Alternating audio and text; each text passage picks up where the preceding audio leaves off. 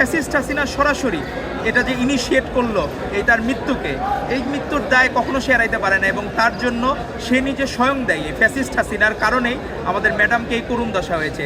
না হলে তার মতো একজন সৎ এবং তার মতো সৎ রাষ্ট্রনায়ক, গুণী মানুষ, উনি 91 সালে বলেছিলেন ওদের হাতে গোলামির পিঞ্জির, আমাদের হাতে স্বাধীনতার পতাকা।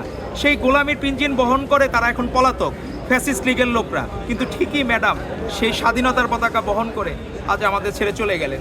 এই চলে যাওয়া আসলে কোনোভাবেই আসলে আমরা মেনে নিতে পারি না যে আমাদের এই কষ্ট আজকে আমাদের দিন শেষে যে শহীদ রাষ্ট্রপতি জিয়াউর রহমান বীরুত্তমের পাশে উনি শায়িত হয়েছেন, এটি আমাদের জন্য মানে একটু হইলেও কি মানসিকভাবে সান্ত্বনা যে আমরা আমাদের সেই প্রিয় নেতা নেত্রী যারা দেশকে নিঃস্বার্থভাবে ভালোবেসেছেন, নিজেরা সারা জীবন কষ্ট করেছেন, কিন্তু কোনোদিন দেশের সাথে আপোষ করেন নাই, দেশের গণতন্ত্রের সাথে আপোষ করেন নাই, কোনোদিন তারা আপোষ করেন নাই।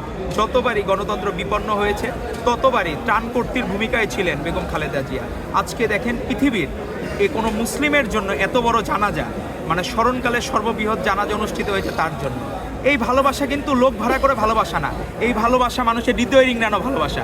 মনে হয়েছে যে মানুষজন বলে ম্যাডাম খালেদা জিয়ার জন্য অনেকে মূর্ছা যাচ্ছে কান্না যাইতে যাইতে, অনেকে রোজা রেখেছে তার জন্য নফল নামাজ পড়ছে।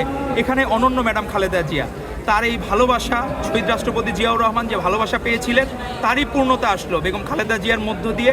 এরকম যে মহিমান্বিত মৃত্যু হতে পারে সেটি আসলে আমরা আর এর আগে কোনো দিন দেখি নাই। তবে ফ্যাসিস্ট হাসিনার যতদিন পর্যন্ত বিচার না হবে এবং তাকে ফাঁসির কাস্টে না ঝুলানো হবে ততদিন পর্যন্ত আমাদের সেই ফ্যাসিবাদ বিরোধী সংগ্রাম অব্যাহত থাকবে, এবং গণতন্ত্র সত্যিকার অর্থে জাতীয় নির্বাচন হলে সেটির মাধ্যমে গণতন্ত্র মুক্তি পাবে। কিন্তু হাসিনার বিচার না হওয়া পর্যন্ত আমাদের এই আন্দোলন সংগ্রাম থেমে থাকবে না। আমরা পরিপূর্ণ চাই বেগম খালেদা জিয়ার মৃত্যুর জন্য যে হাসিনা দেয়, ফ্যাসিস্ট হাসিনা কোনোদিন দায় এড়াইতে পারবে না। আমরা তার বিচার চাই।